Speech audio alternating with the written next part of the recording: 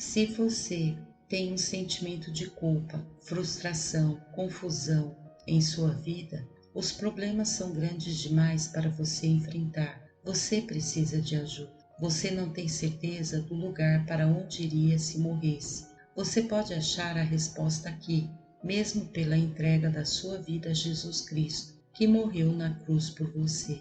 Nosso Pai e nosso Deus, pedimos que o Teu Espírito Santo fale aos nossos corações e nos convença do pecado, da justiça e do juízo, e nos conduza ao Cordeiro de Deus, que tira o pecado do mundo. Pedimos isto em Seu nome. Amém. Em Hebreus 9, versículo 22, lemos: Com efeito, quase todas as coisas, segundo a lei, se purificam com sangue, e sem derramamento de sangue não há remissão.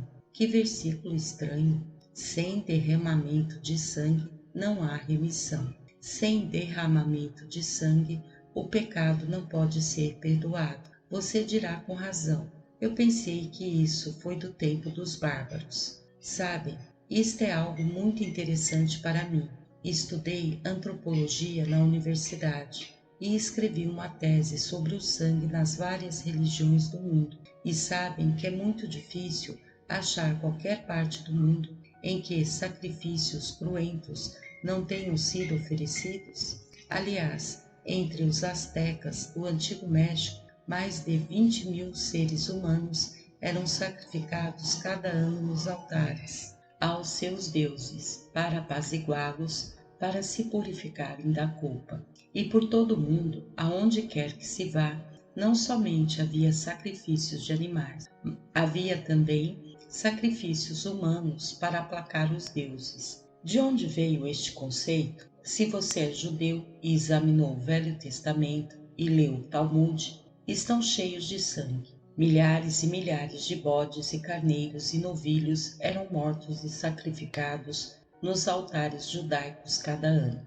Chegamos então ao cristianismo.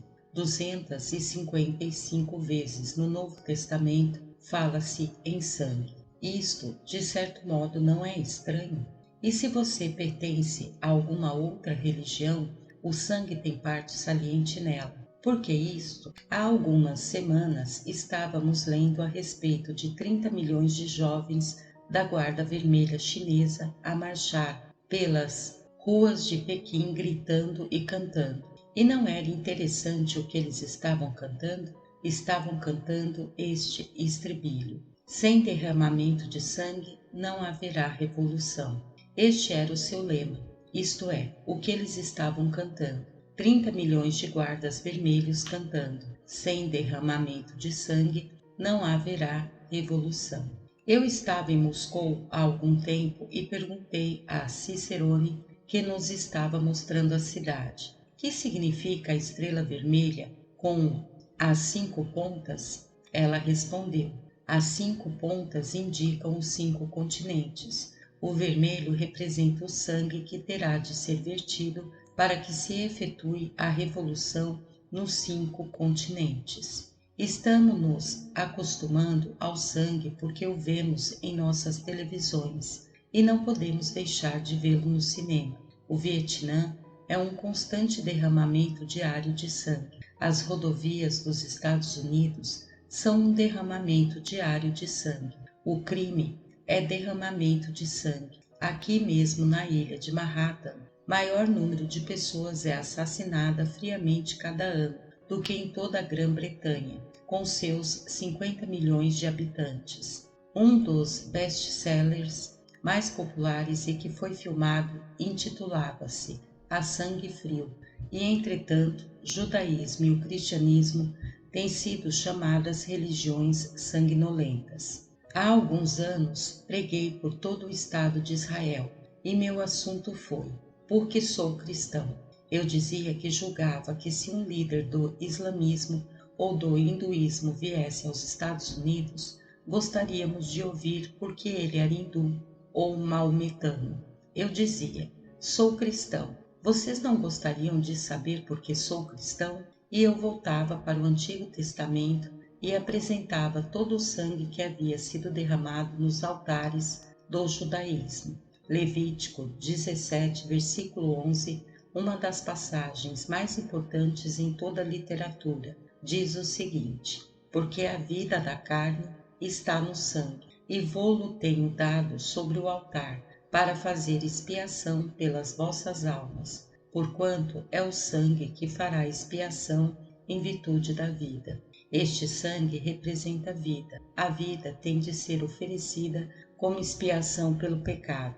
A ciência não sabe o que a vida é. A ciência nem tem certeza quanto ao momento exato em que a morte se verifica, mas sabemos que tem algo a ver com o sangue. Cada um de nós tem aproximadamente 5 litros de sangue, o qual circula cada 23 segundos, de modo que cada célula de nosso corpo é constantemente suprida e purificada ao mesmo tempo. Esse mesmo sangue, cada 23 segundos, elimina toda impureza sem qualquer contaminação. Pense nisso. A mesma corrente sanguínea que leva o alimento à célula elimina a impureza, tudo em 23 segundos. O simples estudo do sangue deveria convencer qualquer pessoa de que deve existir uma inteligência divina. A substância mais misteriosa do corpo é o sangue, e a Bíblia diz que ele é a vida da carne. Sem sangue você não pode viver, você tem que ter sangue. Eu gostaria de ter tempo para me aprofundar um pouco mais quanto ao que o sangue realmente representa para o seu corpo. Mas a Bíblia diz que pelo sangue todos estamos relacionados com Adão.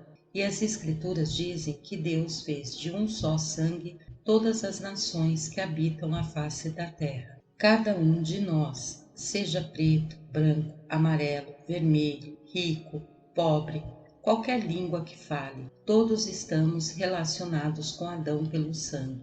É o sangue de Adão que corre nas veias de cada homem, seja ele quem for. E esse sangue que você tem em seu corpo leva consigo uma sentença de morte. A Bíblia diz: portanto, assim como por um só homem entrou o pecado no mundo, e pelo pecado a morte, assim também a morte passou a todos os homens, porque todos pecaram. Adão se rebelou contra Deus, seu fluxo sanguíneo se envenenou, e cada um de nós, como filhos e filhas de Adão, tem o sangue contaminado. E este é o problema do mundo atual: envenenamento do sangue. Nosso sangue se tornou envenenado por uma doença chamada pecado, que nos conduz finalmente à morte. Você vai morrer. A Bíblia diz: aos homens está ordenado morrerem uma só vez. Visite o cemitério. Ele testemunha da veracidade da Bíblia. O homem morre, não importa qual o seu nome seja. Pode ser Roosevelt, Churchill, Clark Gable, Marilyn Monroe, Adlai Stevenson ou Senador Kennedy. A morte vem. Todos iremos morrer. A vida da carne está no sangue. Porém, existe algo de errado no sangue. Alguma coisa está errada no coração. Ele tem uma enfermidade que finalmente causará a morte. Existe, porém, uma outra morte, porque isso tem uma aplicação espiritual. O sangue é só o símbolo da vida. Quando ele é derramado, sobrevém a morte. E ela provoca também uma morte espiritual que é muito real. É uma separação de Deus, a qual Jesus chama de inferno, porque está ordenado a cada um de nós morrer uma vez, vindo depois disto o juízo. Deus irá nos julgar por causa do pecado. A morte e o inferno serão lançados no lago de fogo, diz a Bíblia. Contudo, o que isso significa, quer seja simbólico, quer seja literal, é algo terrível, e é um castigo por causa do pecado que está em nosso fluxo sanguíneo. Arnold Toynbee escreveu um livro intitulado A Preocupação do Homem com a Morte, no qual ele diz que o maior inimigo do homem é a morte. Numa recente pesquisa da opinião pública, lemos sobre o afastamento da vida religiosa nos Estados Unidos, mas segundo outra pesquisa, sabem que 5% mais de pessoas creem na vida após a morte do que há 20 anos passados? O Papa Paulo VI disse há algum tempo que o mundo está nos paroxismos de uma força do mal sem precedentes e sinistra, e todos estão sendo arrastados e dominados por uma corrente irresistível como a de um rio. A jovem e popular romancista Susan Sontag, de Oxford e da Sorbonne em Paris, disse: "Os Estados Unidos são um país condenado. Só peça a Deus que quando eles caírem, não arrastem o resto do planeta consigo." Li outro dia de um tigre na Índia que teve um acesso de fúria que durou 5 dias e devorou 5 pessoas. A Bíblia ensina que no fluxo sanguíneo de Nova York, no fluxo sanguíneo dos Estados Unidos, no fluxo sanguíneo de toda a humanidade, existe um tigre. O pecado é um tigre à espreita para devorar, e ele está dentro de cada um de nós. Todos têm esse tigre no seu coração. Somos pecadores e o castigo de nossa rebelião e de nosso pecado é a morte. Quando você vai ao Antigo Testamento, encontra a morte do princípio ao fim. Veja Adão e Eva. Lembre-se de que viviam num paraíso perfeito. Foram criados à imagem de Deus. Não era o propósito de Deus que eles jamais experimentassem a morte. Não era seu desejo que alguém jamais ficasse doente. Ele não queria que alguém jamais fosse assassinado. Não pretendia que qualquer pessoa jamais tivesse de lutar numa guerra. Tudo era perfeito. Deus deu ao homem a liberdade de escolha e disse: "Se você me obedecer e me amar e me servir, viverá e construiremos um mundo maravilhoso. Mas se você me desobedecer e se rebelar contra mim, morrerá." O homem ficou pensando nisso. Um dia ele se rebelou contra Deus, quebrou sua lei e Deus cumpriu sua palavra. Desde então, o homem experimentou a morte. Então Deus desejou fazer algo a este respeito e se lançou à obra da salvação do homem. A Bíblia diz que Deus veio ao jardim do Éden e disse: "Adão, onde está você?" Adão estava escondido, estava nu. Ele foi, apanhou folhas de figueira e as cozeu e se cobriu, procurando esconder sua nudez e seu pecado e sua rebelião contra Deus. Mas não pôde. É como muita gente hoje. Estamos fazendo tudo para nos escondermos de Deus. Tentamos com o álcool e o sexo e os entorpecentes. Na verdade, estamos procurando fugir à realidade. Estamos procurando fugir de Deus. Estamos procurando nos esconder em algum lugar. Mas a perseguição do céu aí está, sempre perturbando, sempre importunando. Procuramos escapar, tornamo-nos escravos do pecado e do vício, procurando escapar de Deus. Mas Adão e Eva não puderam se esconder de Deus. E a Bíblia diz que Deus sacrificou animais, tomou a pele deles e vestiu Adão e Eva. Na verdade, no começo Deus não pretendia que usássemos roupa. Agora estão procurando despir as pessoas aqui no Times Square, tanto no cinema como no teatro. Deus nunca planejou que você usasse roupa. O pecado é que tornou necessário o uso da vestimenta. Devido ao pecado, corrompemos o grande dom do sexo, dado por Deus, e Deus vestiu nossos primeiros pais depois de pecarem. Eles viviam originalmente num estado de inocência, e enquanto foram inocentes, não tinham consciência do fato de estarem nus. Deus os vestiu, mas sangue teve de ser vestido por causa da sua desobediência, de sorte que desde o princípio Deus estava dizendo: sem derramamento de sangue não há perdão. Caim e Abel foram os primeiros filhos de Adão e Eva. Caim trouxe um sacrifício a Deus. Ele era muito religioso, mas sua oferta não foi aceitável diante de Deus. Por quê? Porque nada mais era que o fruto da terra. Abel, seu irmão, trouxe um sacrifício de sangue e Deus o aceitou. Deus estava dizendo desde o princípio: você tem que vir com sangue. Levantou Noé um altar ao Senhor e, tomando de animais limpos e de aves limpas, ofereceu o holocausto sobre o altar. Lembram-se da história de Abraão, levando Isaque ao Monte Moriá, onde se encontra a cidade de Jerusalém agora? Deus havia dito a Abraão que tomasse seu filho e lhe oferecesse como holocausto. Abraão, em completa obediência a Deus e em fidelidade ao que Deus dissera, estava prestes a sacrificar o próprio filho. E quando o cutelo estava descendo, o anjo do Senhor apanhou sua mão e o deteve. Mas isso mostra a que ponto Abraão estava pronto para obedecer a Deus. Por vezes, Deus nos prova quase que a esse ponto para ver se realmente levamos a sério nossa dedicação a Jesus Cristo. Abraão estava pronto a dar seu filho, e o filho disse: Pai, onde está o sacrifício? O rapaz não sabia que era ele mesmo o sacrifício, mas um carneiro estava preso nos arbustos e esse carneiro se tornou o substituto. Sangue foi derramado.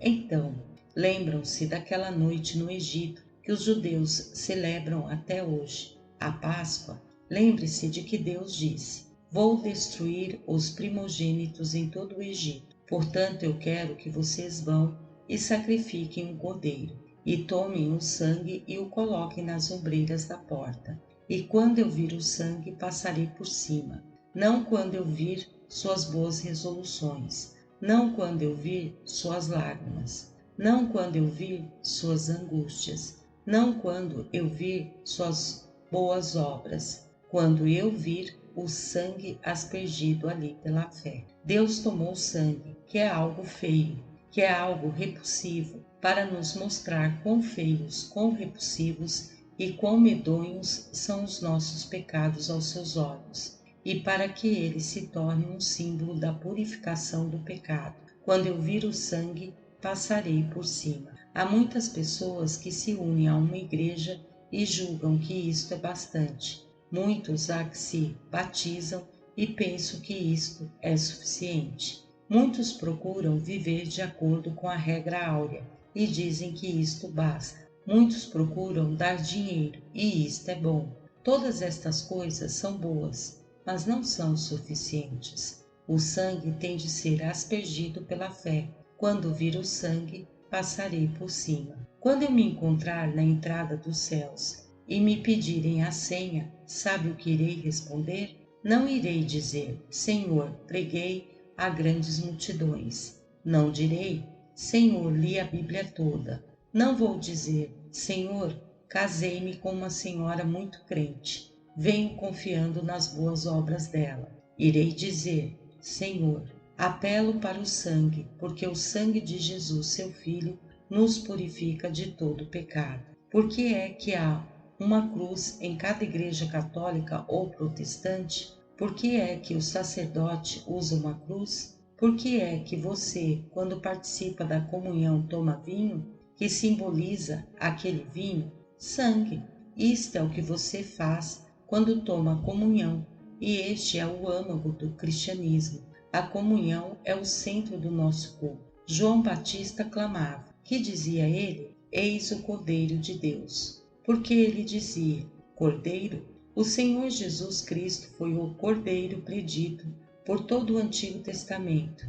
O capítulo 53 de Isaías nos conta, 800 anos antes de ele nascer, como ele morreu. Ele chorou sobre Jerusalém, derramou suor de sangue no jardim Getsêmani, e então foi para a cruz. Pregaram cravos em suas mãos, puseram uma coroa de espinhos em sua fronte, e uma lança varou o seu lado, e jorrou sangue. Por todo o Testamento encontramos a expressão, o sangue de Cristo. 14 vezes Jesus menciona seu próprio sangue. Ele predisse sua própria morte. Ele disse a Nicodemos: E do modo por que Moisés levantou a serpente no deserto, assim importa que o Filho do Homem seja levantado. Sangue é mencionado 255 vezes. Por quê? Porque quando Jesus Cristo morreu naquela cruz, a possibilidade de nossa salvação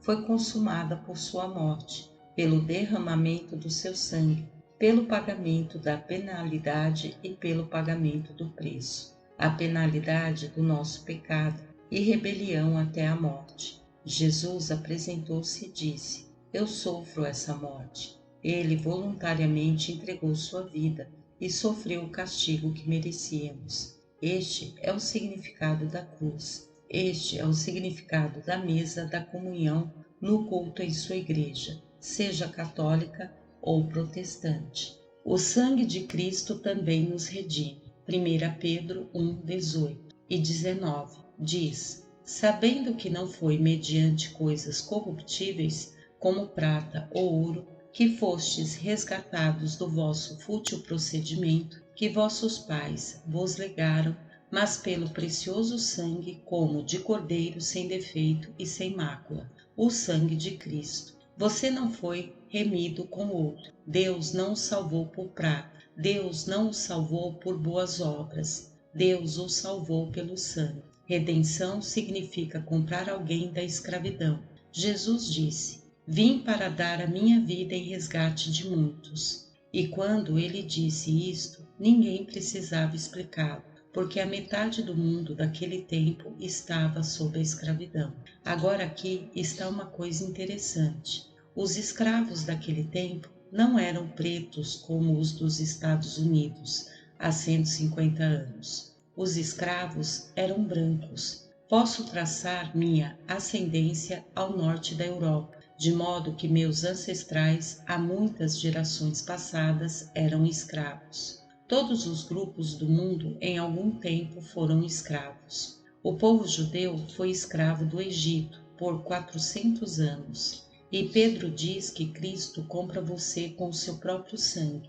De quê? Da escravidão do pecado. Jesus disse: todo o que comete pecado é escravo do pecado. Quantas pessoas não são escravas de algum hábito? Você é escravo do pecado. Eu estava falando com o Senhor outro dia. Ele já sabe que tem câncer no pulmão. Ele ergueu um pequeno cigarro branco e disse: Este tem sido meu Senhor durante 30 anos. Tenho procurado quebrar este vício por 30 anos e não posso. E começou a dizer palavrões. Esta coisinha aqui domina minha vida. Você leu de Somerset Maugham, Servidão Humana? E leu como ele rejeitou a Deus e então se tornou escravo do pecado? Um amigo meu, aqui mesmo da cidade de Nova York, escreveu um livro. Ele conta nesse livro como rejeitou a Deus. É agora escravo das paixões e da luxúria. Ele é escravo, precisa ser comprado, precisa ser libertado. E a Bíblia diz que Cristo pode libertar você. Se você não conhece a Cristo, está na escravidão, está sob o domínio do pecado. Cristo pode libertá-lo. Se, pois, o Filho vos libertar, verdadeiramente sereis livres.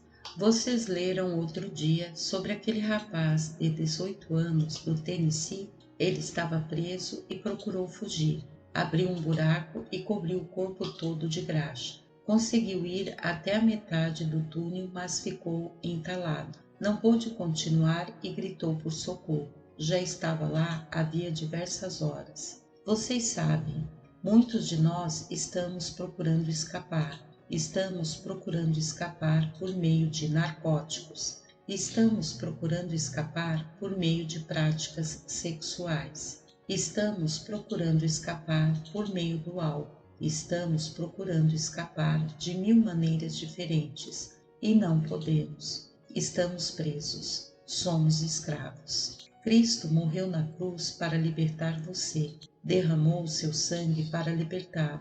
Somente Cristo pode trazer libertação neste mundo e no mundo vindouro. Em segundo lugar, somos justificados pelo sangue. Você dirá: mas afinal, o que significa essa palavra justificação? Em Romanos 5, versículo 9, lemos: Logo, muito mais agora, sendo justificados pelo seu sangue, seremos por ele salvos da ira. Justificação quer dizer mais do que perdão. Eu posso dizer: eu lhe perdoo. Todavia, não posso justificá-lo. Suponhamos que você faça alguma coisa contra mim. Suponhamos que você me assaltou ou me roubou. Posso perdoar, mas não posso justificá-lo. Deus o considera como se você nunca tivesse cometido um único pecado. Você é tão justo e puro como a mais pura virgem que jamais existiu. A Bíblia diz: ainda que os vossos pecados são como a escarlate, eles se tornarão brancos como a neve. Não importa quais os seus pecados, quão mal você tenha sido, Deus não só perdoa o passado, Ele também o veste com sua justiça. O manto do Senhor Jesus Cristo, como se você nunca houvesse cometido um pecado sequer. É uma coisa maravilhosa dormir com esta certeza. Quando me recolho ao leito, eu digo: agradeço-te, Senhor, porque estou justificado. Não só estou perdoado, estou justificado. Vou para o céu porque estou coberto com a justiça de Jesus Cristo. Eu não o merecia, eu não a comprei. Ela é de graça. Deus nola dá, mas custou a Deus o sangue de seu Filho na cruz. Em terceiro lugar, o sangue de Cristo nos torna a todos iguais, uma língua e uma raça. O sangue no corpo é vida. Cristo fala de um corpo. No momento em que você recebe Jesus Cristo como Salvador, não importa quem você seja, você se torna membro do corpo de Cristo. Cristo é a cabeça do corpo, e isso quer dizer que somos todos membros iguais do mesmo corpo. Não faz diferença qual a cor da sua pele, não importa qual a sua posição social ou a sua nacionalidade. Quando estamos no corpo de Cristo, somos todos um. A parede da separação foi derrubada. Esta é a solução definitiva para o problema racial. Um em Cristo, purificados pelo sangue. A Bíblia diz: tendo derrubado a parede da separação, fez um só corpo. Que coisa maravilhosa é ter irmãos e irmãs, membros do mesmo corpo, em toda parte do mundo. Não importa qual a cor da pele deles. Às vezes, não sei falar sua língua, tendo andado por algumas trilhas na África, tendo percorrido algumas estradas da Índia, sem poder falar uma palavra na língua deles. Mas, a luz dos seus rostos, a palmada carinhosa no ombro e o abraço cordial, um em Cristo.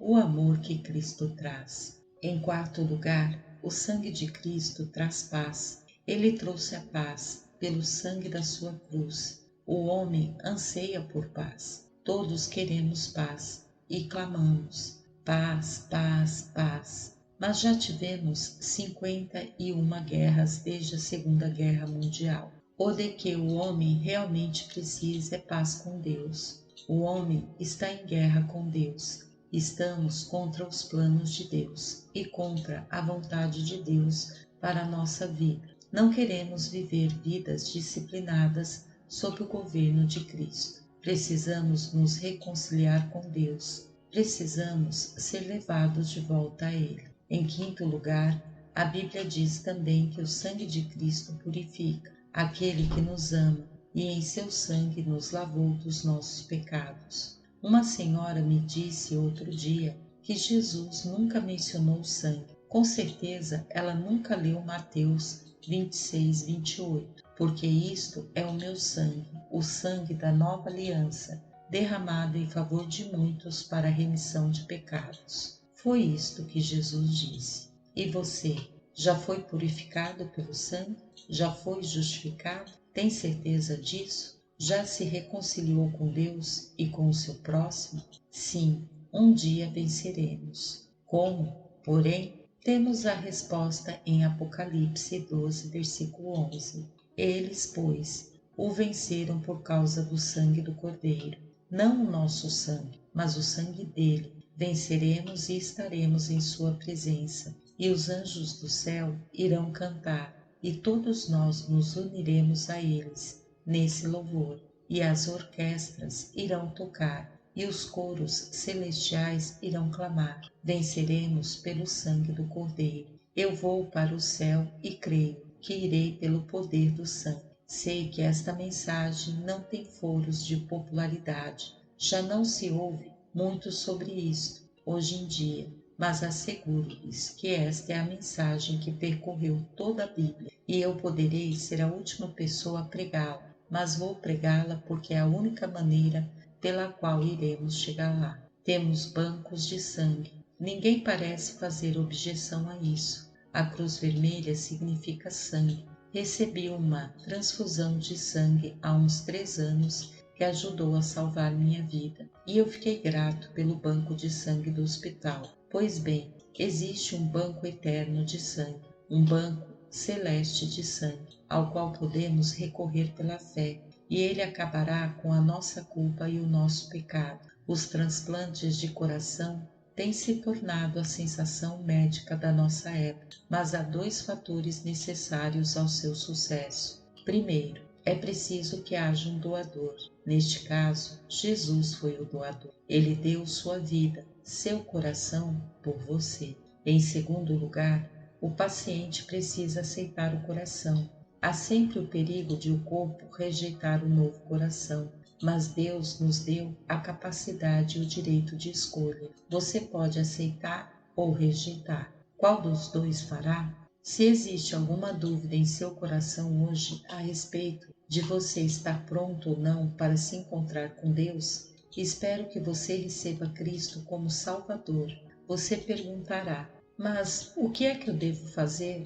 Você tem de estar disposto a se arrepender dos seus pecados. Isto quer dizer abandonar os seus pecados. Você tem de dizer a Deus: sou um pecador, perdão. Você tem de se dispor a receber Jesus Cristo pela fé. Note que eu disse pela fé. Esta noite eu só toquei de leve neste assunto, que corre a Bíblia toda, este filete carmesim que vai do Gênesis ao Apocalipse. Você poderá não compreender tudo a respeito disto, poderá não entender nada de teologia, mas você não precisa entender nada senão que é um pecador e que Cristo morreu por você e que você está pronto a receber. Isto é tudo quanto você precisa entender. Precisa saber que Deus o ama e quer perdoá-lo. Você pode ser católico, protestante ou judeu, ou poderá não ter nenhuma religião, mas você quer vir e deixar Cristo entrar em seu coração e entregar sua vida a Ele, e saber que seus pecados estão perdoados. Você quer saber que está justificado e saber que está reconciliado com Deus, e saber que o seu nome está escrito no livro da vida, e saber que irá para o céu. E por que devemos fazer uma manifestação pública da aceitação de Jesus Cristo? Não é verdade que fazemos tudo mais em público? Mas, além disso, Jesus disse: se você não está pronto a me reconhecer diante dos homens, eu também não o reconhecerei diante de meu Pai. Há um valor em você ao confessar o nome de Cristo e dizer: eu recebo Cristo. Isto confirma a decisão feita em seu coração. Você poderá ser membro de alguma igreja, ou talvez não seja, moço, moça, pai, mãe, quem quer que você seja, onde quer que esteja. Deus falou ao seu coração. Levante-se e diga: hoje eu aceito Cristo. Amém.